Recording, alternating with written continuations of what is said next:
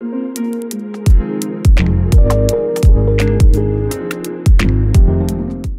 selv i blæsevejr er det fuldstændig fantastisk at gå en lang tur her ved Tvedå. Ikke alt det sniksnak.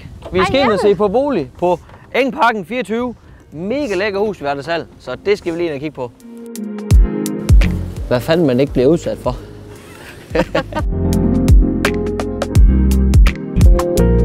Jeppe, hvad er det egentlig, der er så specielt ved den her bolig? Jamen altså, det har bare et mega lækkert køkkenalrum, hvor man så har direkte adgang til den nye anlagte terrasse. Så det er i hvert fald noget af det, som jeg synes, der er super fedt ved det. Men vi er her faktisk nu, så jeg kan lige gå ind og vise dig det hele.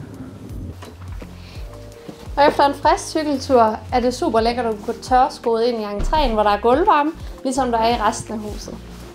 Ikke nok med det, så er boligen delt op på den måde, at der både er børneafdeling og forældreafdeling, og til hver afdeling der er der et bad og toilet.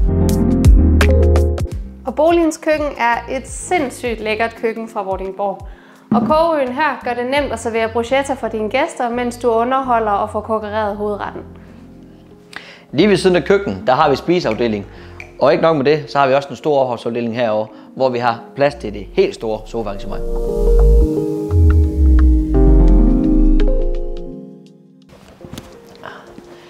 Jeg ved ikke med dig, men jeg kunne altså godt finde på at slå til.